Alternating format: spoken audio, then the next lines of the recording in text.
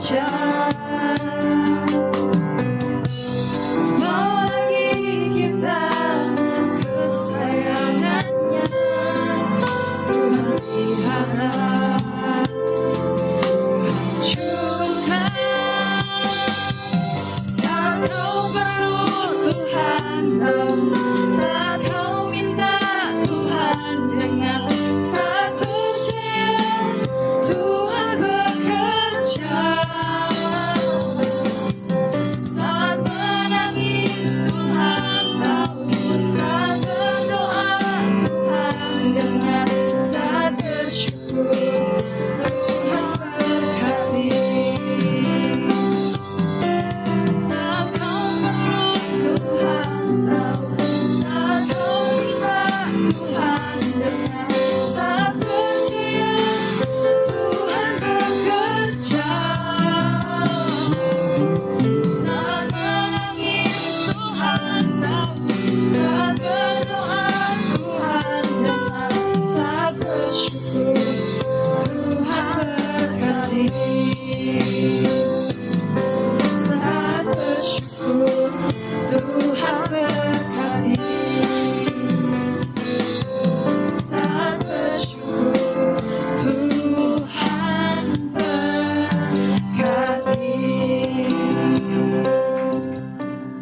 Kisah Rasul pasal 3 ayat yang pertama mulai. Pada suatu hari menjelang waktu sembahyang, yaitu pukul 3 petang, naiklah Petrus dan Yohanes ke bait Allah. Di situ ada seorang laki-laki yang lumpuh sejak lahirnya, sehingga ia harus diusung. Tiap-tiap hari orang itu diletakkan dekat pintu gerbang bait Allah yang bernama Gerbang Indah untuk meminta sedekah kepada orang yang masuk ke dalam bait Allah. Ketika orang itu melihat bahwa Petrus dan Yohanes hendak masuk ke bait Allah, ia meminta sedekah. Mereka menatap dia dan Petrus berkata, "Lihatlah kepada kami." Lalu orang itu menatap mereka dengan harapan akan mendapatkan sesuatu dari mereka. Perhatikan ayat 6 ini.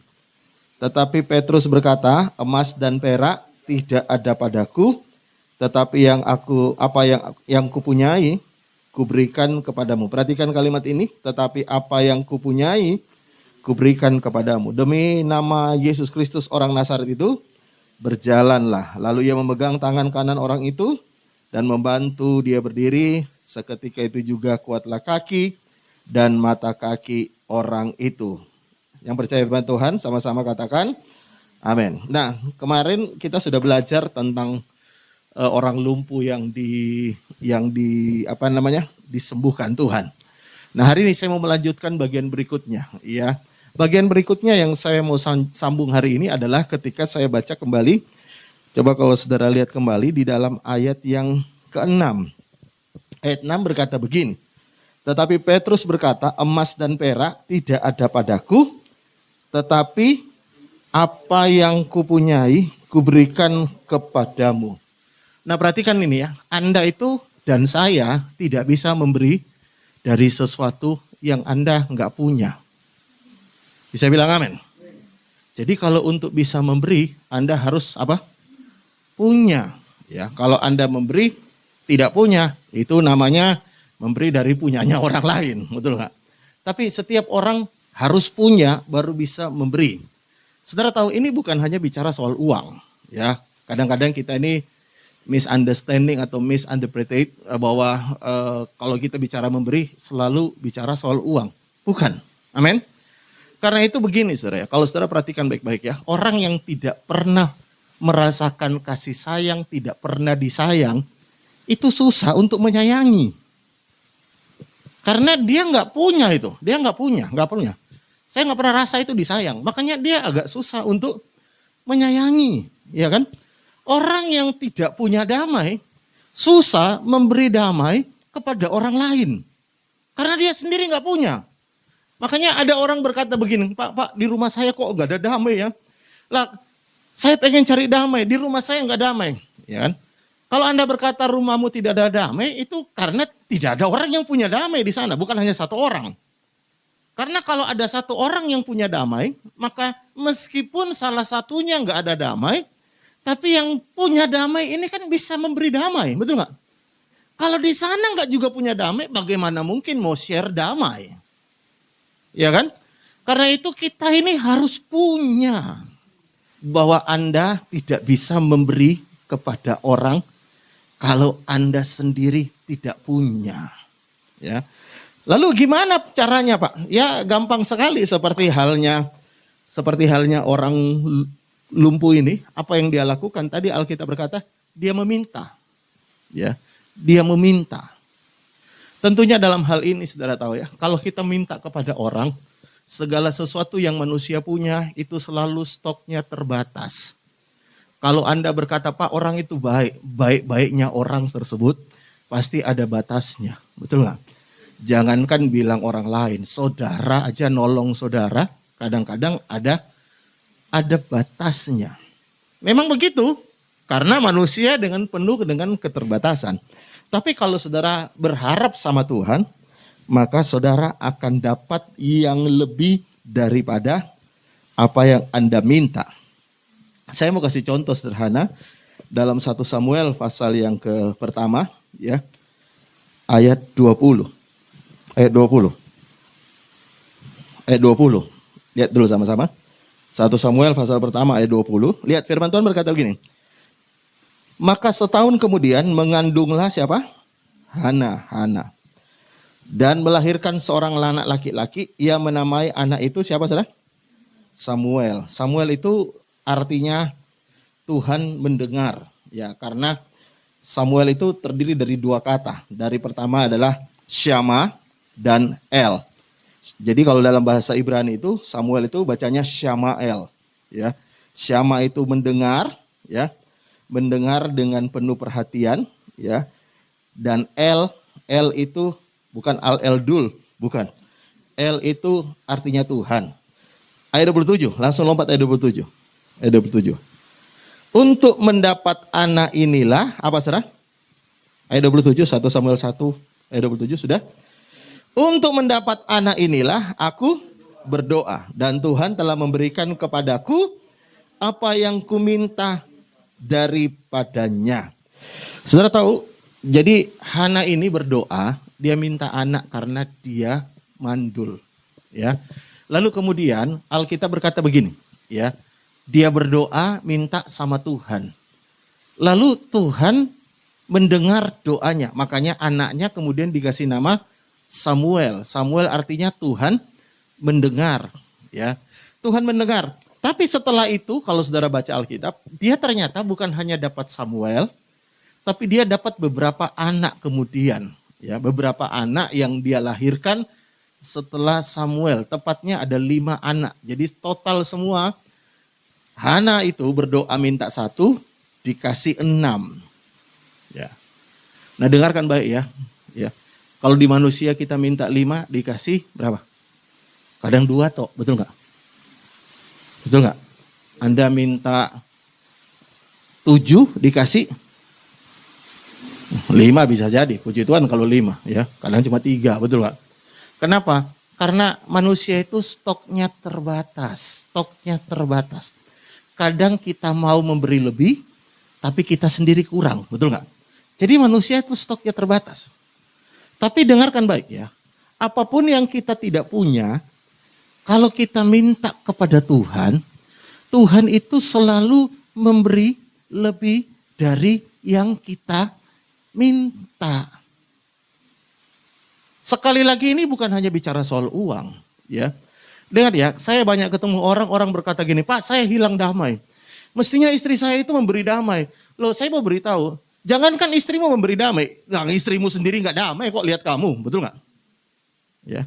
Ada orang berkata, Pak saya nggak damai Pak dengan suami saya. Mestinya suami itu membawa damai. Bagaimana suami memberi damai, suaminya sendiri nggak ada damai, betul nggak? Mestinya, dengarkan baik ya, kalau Anda kehilangan damai, mintalah sama Tuhan yang punya damai, stoknya tidak terbatas. Karena itu saya percaya begini, rahasia bahagia itu bukan bergantung kepada orang. Bisa bilang amin. Perhatikan baik-baik ya, setiap kali saya konseling itu selalu orang bilang gini, saya nggak bahagia gara-gara si A. Saya nggak bahagia gara-gara dia. Saya nggak bahagia gara-gara itu. Kalau Anda berkata Anda nggak bahagia gara si A, si B, si C, si C, makanya jangan berharap bahagia kepada orang. Pak, tapi kan dia suami saya, mestinya dia membahagiakan saya. Saya tahu suami itu wajib membahagiakan istri. Amin ibu-ibu? Ya. Saya tahu juga istri wajib membahagiakan suami. Betul nggak? Tapi bagaimana mungkin dia bisa membahagiakan Anda kalau dia sendiri nggak bahagia? Makanya yang terjadi selalu itu saling nuntut. Kamu kok nggak bahagiain aku? Aku pengen kau bahagia, tapi aku ini kayaknya kau nggak bisa bahagiain aku. Dan selalu terjadi begitu.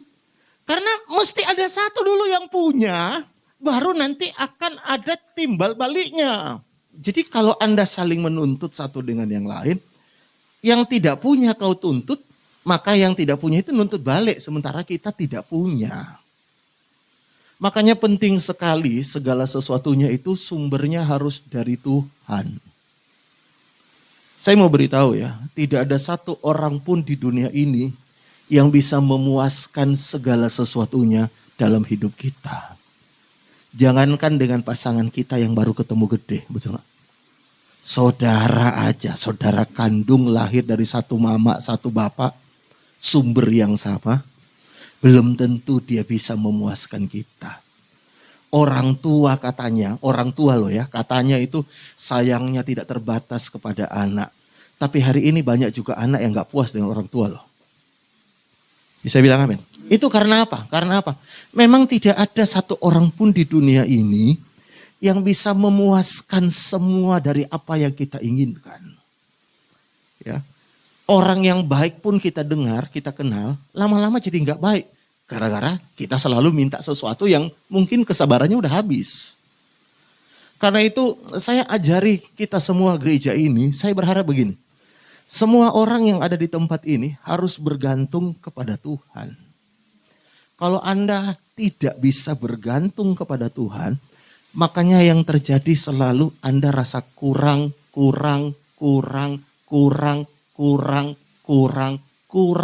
dan kurang.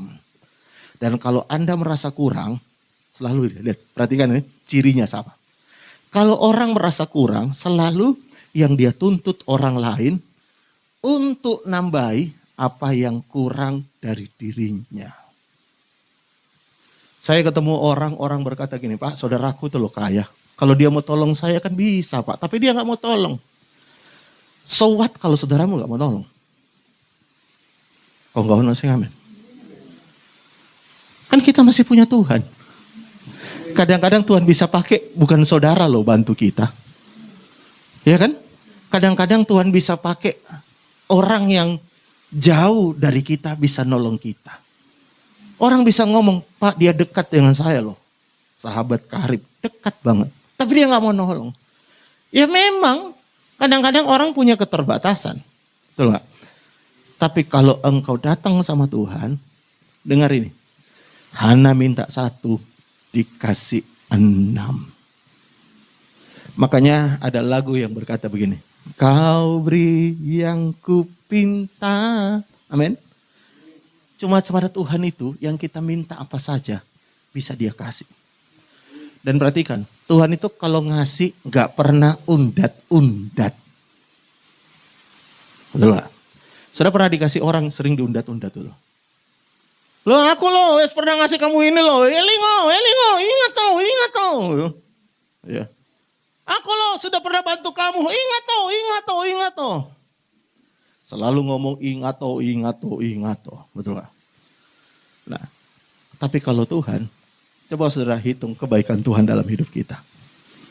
Banyak kali Tuhan tolong kita. Tapi dia bukan seperti manusia yang undat-undat. Ya. Wes lali, Tuhan tidak pernah ngomong gitu. Karena itu saya ajari kita semua hari ini, apapun kebutuhan kita, engkau lagi tidak ada damai, engkau lagi ada masalah, engkau lagi ada kebutuhan, engkau lagi punya apapun yang kau butuhkan, nomor 1, minta sama Tuhan. Bisa bilang amin. Kenapa kita perlu minta sama Tuhan? Tadi saya sudah kasih tahu, Tuhan itu memberi dengan limpah. Amin. Minta 1, dikasih 6. Nanti setelah kita firman ini, saya mau ajak kita minta sama Tuhan. Kau nggak nak saya ngamen? Ya.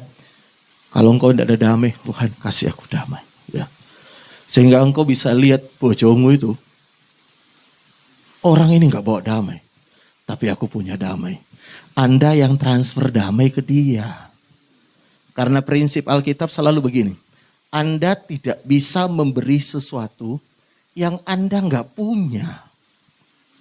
Kalau Anda nggak punya, mintalah sama Tuhan. Karena Tuhan selalu memberi tanpa ngundat-undat. Betul nggak? Paling nggak enak kan hidup dengan orang yang selalu undat-undat. Betul nggak? Betul nggak? Elingo bajumu aku sentuh kok loh ya. Elingo loh. Waduh. Saya selangli lo dulu itu. Lihat dulu aku. Dulu aku Elingo. Ya. Tapi kalau Tuhan, dia nggak pernah undat-undat. Bisa bilang amin. Dia nggak pernah undat-undat. Apa yang Tuhan beri kepada kita, semuanya untuk kebaikan kita. Dan dia pernah bangkitkan. Amin.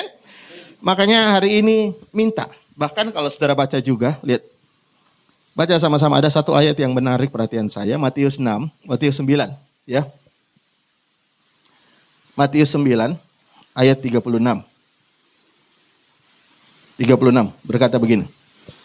Matius 9:36. Melihat orang banyak itu tergeraklah hati Yesus oleh belas kasihan kepada mereka karena mereka lelah dan terlantar seperti domba yang tidak bergembala.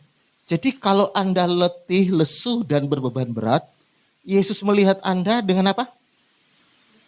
Dengan belas kasihan. Saya nggak pernah baca ayat yang berkata ketika Yesus ketemu orang susah lalu dia ngomong, kapokmu kapan? Nggak ada. Kalau ada tolong tunjukin saya ayatnya. Mangkanet mah, mangkanet. Itu orang yang manusia bilang amin. Ya kan? Karena itu saya percaya begini ya. Kalau Anda lagi susah, dengarkan. Mata Tuhan itu tertuju kepada Anda dengan belas kasihan. Dia kasihan sama kita. Makanya kemudian ayat 37 dia berkata begini. Ya. Maka katanya kepada murid-muridnya, lihat. Tuayan memang banyak, tetapi pekerja sedikit. Lihat ini. Karena itu mintalah kepada Tuhan yang empunya tuayan, supaya ia mengirim pekerja-pekerja untuk tuayan itu. Nah ini ayat ini menarik sekali karena begini ya. Yang Tuhan suruh minta itu tuayan atau pekerja. Bentar. Saudara baca baik-baik.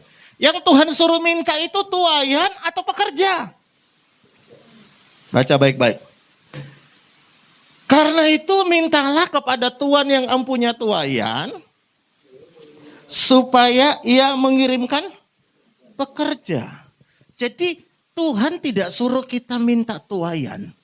Tuhan suruh kita minta pekerja. Dengan kata lain, tuayan itu sudah pasti ada. Nah, kalau Tuhan suruh pekerja, minta pekerja. Kalau Tuhan suruh kita minta pekerja, kira-kira siapa yang akan jadi pekerja? Ya. Saya masih ingat waktu saya sekolah Alkitab dulu di Semarang, ada lagu yang bagus sekali, sering dinyanyikan di sekolah Alkitab. Lagunya gini. Ini aku, utuslah dia. Ini aku, utuslah dia. Kemanapun kau pergi, ke negeri yang kau pimpin. Ini aku, utuslah dia. Dan dia akan pergi. Sudah tahu ini lagu sebenarnya, ini aku, utuslah aku. Bukan ini aku, utuslah dia. Sebenarnya lagunya itu begitu, tapi kita selalu di sekolah Alkitab diplesetkan. Ini aku, Tuhan ini aku, Tuhan. Utuslah dia. Artinya apa? Kita ini cuma pengen tuayan, betul gak? Padahal Alkitab ngajarin tuayan nggak perlu diminta loh. Yang kurang itu pekerja. Kok nggak ono saya ngamen?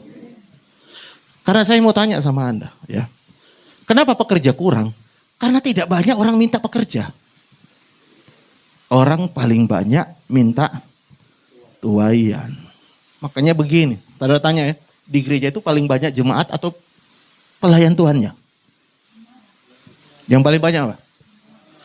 Saya kagum dengan Pastor Jeffrey Rahmat waktu kami di sidang sinode. Jadi JPCC itu adalah JKI juga sama dengan kita.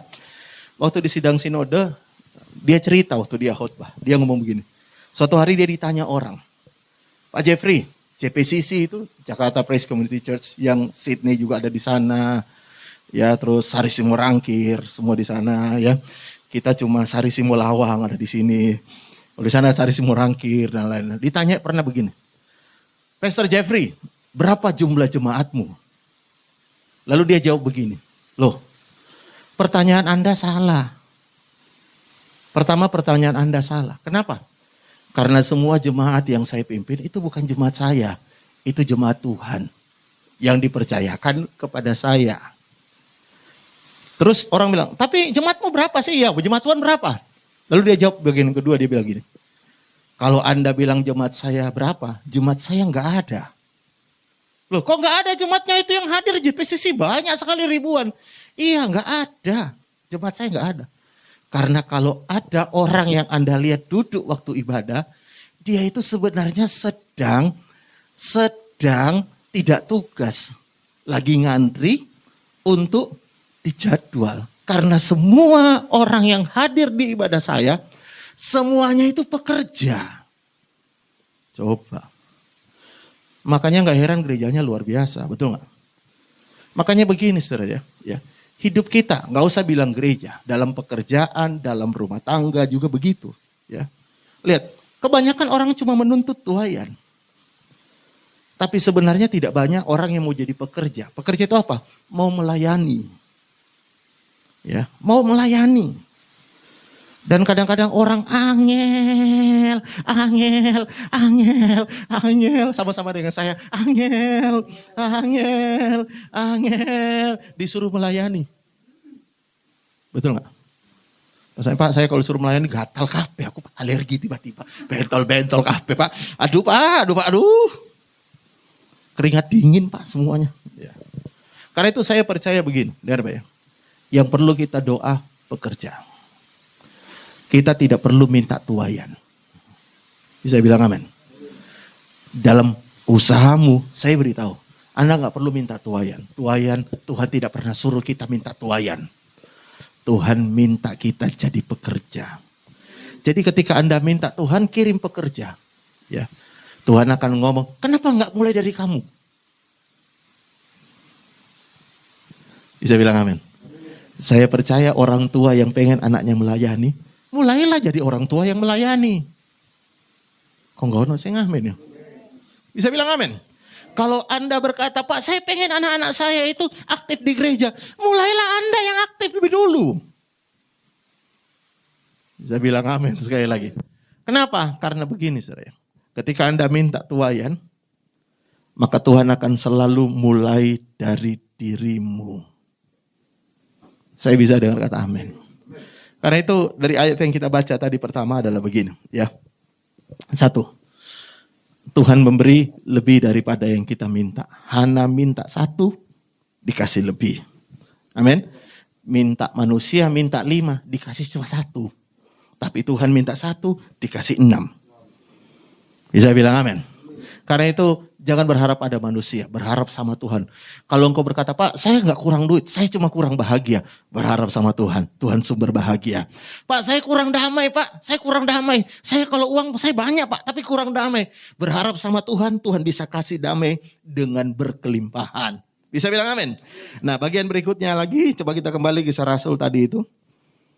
Sebagai lanjutan apa yang kita pelajari minggu lalu. Nah lihat ayat yang ke-7. Kisah Rasul pasal 3 tadi, ayat ke-7. Lihat. Lalu ia memegang tangan kanan orang itu dan membantu dia berdiri. Seketika itu kuatlah kaki dan mata kaki orang itu. Ayat 8. Ia melonjak berdiri, lalu berjalan kian kemari dan mengikuti mereka ke dalam bait Allah, berjalan dan melompat-lompat serta memuji Allah. 9, lihat. Seluruh rakyat itu melihat dia berjalan sambil memuji Allah. Saudara tahu ya, orang ini begitu sembuh, wah nari-nari, lompat-lompat. Tahu nggak saudara, kenapa orang ini lompat, nyanyi-nyanyi puji Tuhan? Kalau Anda berkata, loh Pak, orang itu kan baru sembuh Pak. Bukan sebenarnya. Orang itu bukan baru sembuh, baru dijamah Tuhan. Menurut saya, iya memang itu ada faktornya. Tapi yang paling ada faktor utamanya adalah begini. Dia pernah rasa gak bisa jalan. Oh, kalau Anda pernah tahu rasanya nggak bisa jalan dan Anda dikasih kesempatan Tuhan jalan lagi, kira-kira Anda pertama kali mau jalan kemana? Oh itu Ibu Gembala. Betul nggak? Ya, kayak gereja, kayak kita, betul nggak? Begitu pandemi dibuka kemana-mana, pikiran kita lalu langsung mau kemana, betul nggak? Betul nggak? Nggak ada. Saatnya gereja onsite, puji Tuhan, betul nggak? Ya di sini saya tahu gitu semua, tapi yang di beberapa yang lain kok onsite sih, wes enak kita online enak dari rumah, dasteran sambil nonton, kan enak. Tapi saya mau beritahu, masalahnya cuma satu orang ini. Betul dia disembuhkan Tuhan, betul dia dijamah Tuhan, tapi yang faktor paling mendasar adalah gini, dia pernah rasain selama dari lahir gak bisa jalan. Betul gak? Saya masih ingat begini saudara ya. Waktu saya pertama kali bisa nyetir mobil, saudara tahu ya. Kemana-mana ya, kalau bisa saya nyetir. Kalau sekarang kemana-mana, kalau bisa istri saya yang nyetir. Bukan karena apa-apa, bukan karena ini. Istri saya juga gitu, waktu kemana-mana pertama kali nyetir rasanya pengen muter-muter aja. Ya kan? Tapi lama-lama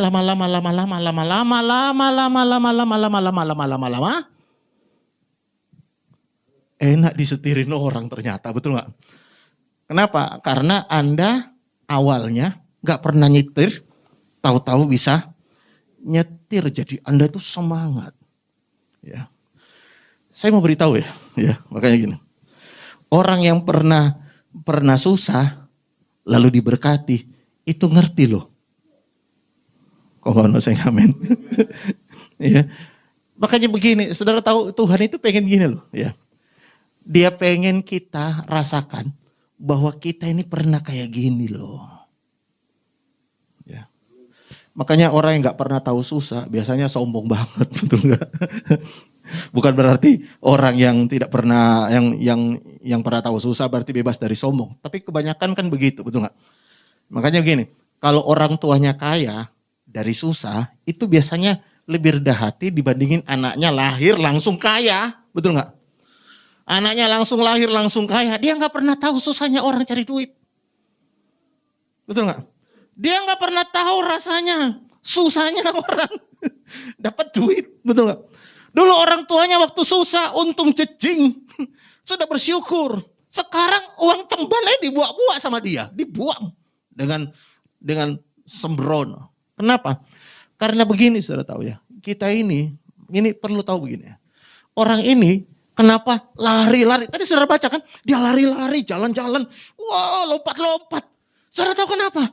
Karena dia pernah susah, dia nggak pernah jalan, dia sehari ini dia nggak pernah tahu yang namanya jalan karena dia lumpuh dari lahir, dia nggak pernah tahu. Makanya saudara tahu dia kayak anak kecil mungkin waktu itu lari-lari lompat. Gak ada orang yang lari-lari di bait Allah, cuma dia tok. Gak ada orang yang loncat-loncat di bait Allah, cuma dia tok. Kenapa? Karena begini saudara tahu ya. Dengerin ya. Kadang-kadang kita tidak menghargai berkat Tuhan dalam hidup kita. Karena udah terlalu biasa. Kita buka mata pagi aja kita rasanya biasa aja, betul gak? Tahukah Anda bisa bangun pagi, itu berkat. Saya pernah cerita kepada jemaat di Sidoarjo beberapa tahun yang lalu. Ada seorang teman saya itu cerita, ada temannya itu, ini elastisitas matanya pelopak matanya itu sudah hilang. Jadi kalau dia tutup mata, kita ini kan bisa buka tutup mata. Coba tes kanan kiri melihat. Bisa kan? Betul nggak?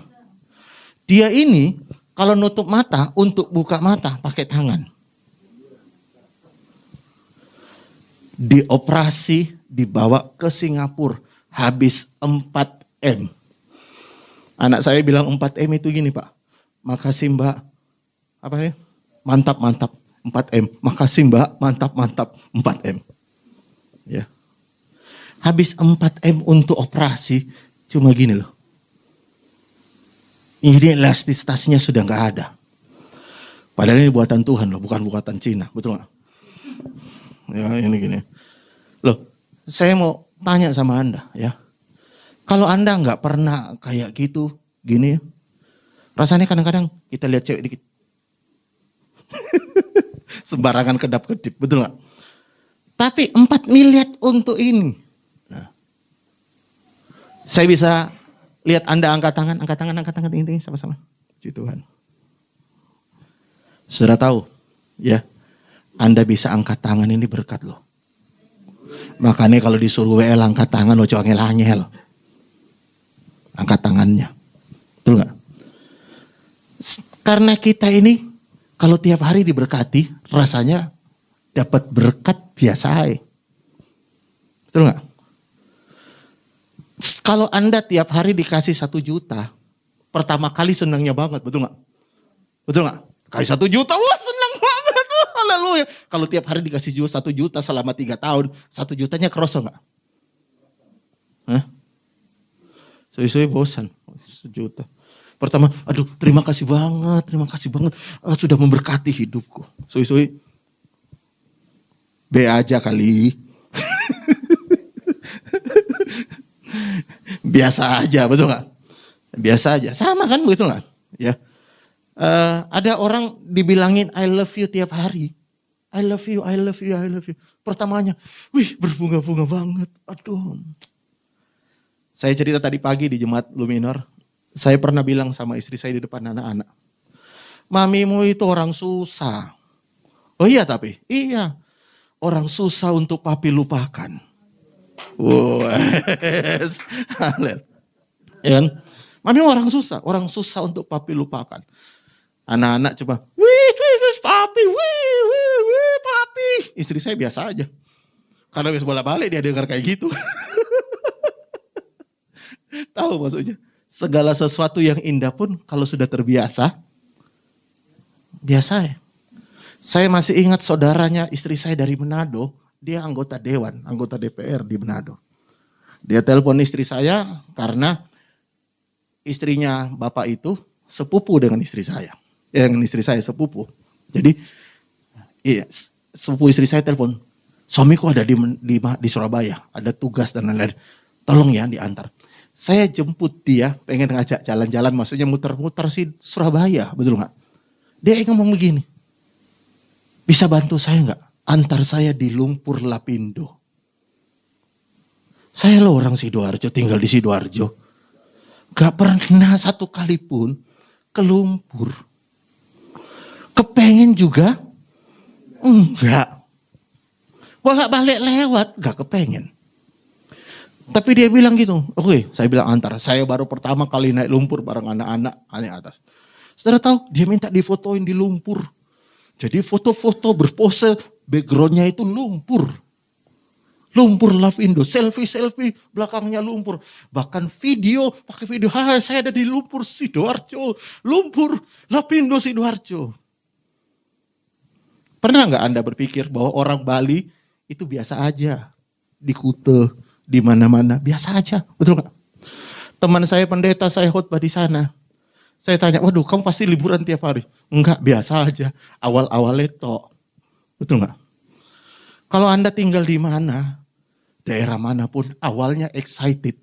Karena nggak pernah, betul nggak? Tapi lama-lama sudah biasa. Ya biasa aja. Biasa aja, betul nggak? Makanya begini saudara, dengar ya. Lihat ya. Kenapa terjadi perselingkuhan? Karena begini ya.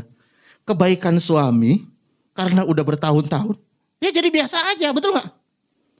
Lalu ada orang yang baikin, loh ada orang loh bukain saya pintu. Waktu saya masuk, waduh romantis, so sweet, romantis banget. Bojoku lo gak pernah bukain saya pintu. Iya bojomu gak pernah bukain pintu, dia bukain dompet terus. Tapi Anda gak hargai, betul gak? Suami bukain dompet Anda gak hargai. Orang bukain pintu padahal dia doorman. Betul gak? Di hotel doorman ada bukain pintu. Wih romantis banget loh. Aku naik ke mobil dibukain pintu. Bojoku lo gak pernah tahu kayak gitu. Gak perhatian. Bojoku gak perhatian. Saya mau beritahu. Yang sederhana. Ya, yang besar. Yang besar. Yang kalau sudah bolak-balik Anda alami. Rasanya jadi biasa. Yang kecil kalau baru pertama kali Anda alami. Anda rasa wow luar biasa banget. Dan sayangnya kita kadang-kadang ke Tuhan juga gitu kan. Berapa banyak yang tahu tiap hari itu mujizat. Amin. Anda bangun pagi itu pagi mujizat. Tapi ya biasa aja. Banyak orang itu bangun pagi yang gak pernah doa. Betul gak? Bangun pagi langsung loncat. Wis telat aku. Wis telat. Ya kan? Gak pernah bersyukur. Tahu gak hari ini Anda bisa makan enak. Makan sederhana aja gak usah makan enak. Bukankah itu berkat? Hari ini Anda bisa duduk di ibadah. Bukankah itu berkat? Cuma karena kita udah terbiasa. Ya. Supaya aja Pak. Aduh. Bahkan saya mau beritahu. Ya. Kita susah dikit aja kita mulai mengeluh komplain sama Tuhan. Kita lupa bertahun-tahun lamanya Tuhan udah berbuat baik dalam hidup kita. Satu kali susah. Itu terus yang diingat-ingat. Karena itu lihat orang ini ya. Begitu dia sembuh, wah senangnya bukan main. Tapi saya yakin itu loncat-loncat di jalan, loncat-loncat di ibadah. Saya yakin tidak tiap hari dia lakukan. Amin. Kapan dia lakukan? Ya itu tok. Pertama tok. Saya berharap begini, kita mulai konsisten dengan Tuhan untuk mensyukuri apapun yang Tuhan sudah berikan dalam hidup kita. Coba hitung satu persatu. Ya, banyak orang hitung pengeluarannya. Wih, oke 1 bulan aku keluar duit. Wih, banyak pengeluaranku. Tapi saudara lupa. Ini berkat Tuhan, berkat Tuhan, berkat Tuhan, berkat Tuhan, berkat Tuhan, berkat Tuhan, berkat Tuhan, berkat Tuhan, berkat Tuhan, berkat Tuhan. Dan itu yang perlu kita syukuri. Amin. Anda yang datang dengan suami istri, saya mau beritahu. Mulai hargai pasanganmu dengan hal-hal yang sederhana. Amin. Mungkin engkau rasa biasa. Istri saya loh tak pegang tangannya. Dia bilang, biasa ya, kau no strum mana yo. Percaya istri saya ngomong gitu. Dan saya mau strum. Sebentar, tak cari no kabel. Kadang-kadang hal-hal sederhana gitu kan. Udah ada rasa lagi. Gak ada. Mestinya kita dengan Tuhan dari awal. Dari awal Anda berkata, aku bergelora dengan Tuhan dari awal sampai pada akhirnya. Tetap semangat. Saya bilang amin. Yang semangat tetap amin, katakan amin. Yang tetap semangat, katakan amin. Sekali lagi yang tetap semangat, katakan amin. Tepuk tangan dulu bagi Tuhan. Hari ini bagian yang pertama saya mau ajak kita berdoa. Minta kepada Tuhan apa yang kau tidak punya. Minta sama Tuhan. Minta kesembuhan dari Tuhan. Minta damai sejahtera dari Tuhan. Minta sukacita dari Tuhan. Bahkan apapun yang kau butuhkan, minta pada Tuhan. Sebab Tuhan tidak pernah memberi dengan mengundat-undat, membangkit-bangkitkan.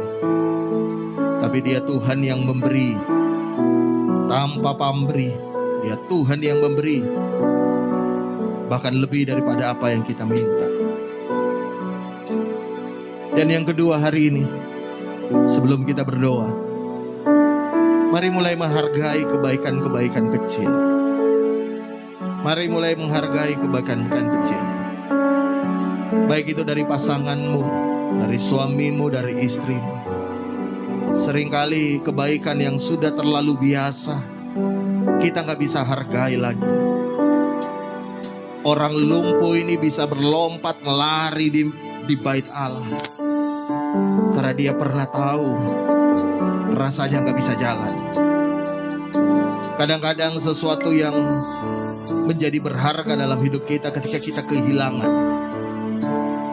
Hari ini datang berdoa sama Tuhan, mulai syukuri dan mulai berdoa. Mari buka tanganmu sama-sama. Saya ajak kita semua berdoa.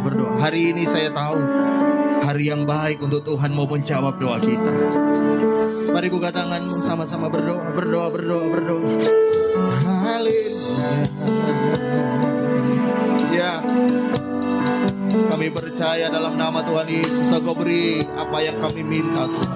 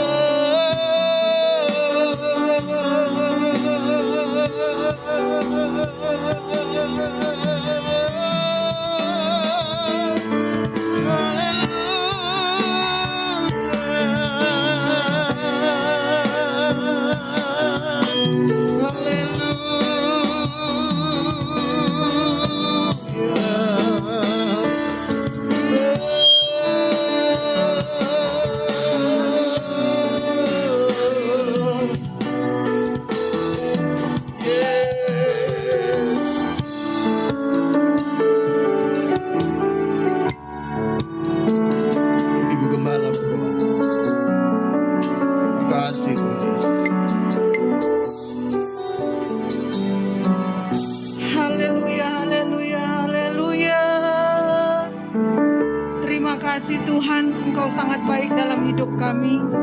Lewat kebenaran firman-Mu, kami semua sudah diberkati. Kami semua sudah diingatkan betapa baiknya Engkau, Tuhan. Dalam masa-masa sulit kami, dalam masa-masa kesusahan kami, Engkau yang mengulurkan tangan bagi kami semua untuk mengangkat kami, untuk memulihkan kami, untuk membangkitkan kami, untuk menyembuhkan kami.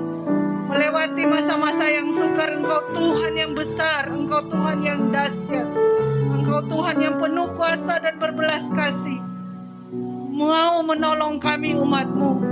Lewat kebenaran firman-Mu, biar kami akan selalu mengingat Tuhan setiap nafas dalam kehidupan kami. Ada begitu banyak perkara ajaib yang Tuhan kerjakan dalam hidup kami.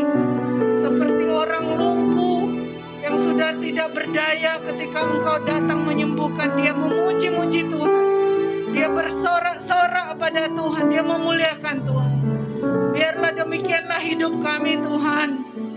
Ketika kami sudah disembuhkan Tuhan, lewat penyakit, lewat bisnis, lewat ekonomi, lewat pelayanan, Tuhan sentuh hati kami, untuk kami tidak melupakan Tuhan, untuk kami mau tetap beribadah kepada Tuhan. Ingatkan kami Tuhan, ada banyak perkara ajaib yang Kau kerjakan dalam hidup kami. Kau jamah setiap hati kami, Kau sembuhkan yang sakit dalam nama Yesus. Engkau hapuskan semua air mata Tuhan, semua kesusahan, semua penderitaan. Engkau hadir di tengah-tengah kami sore hari ini.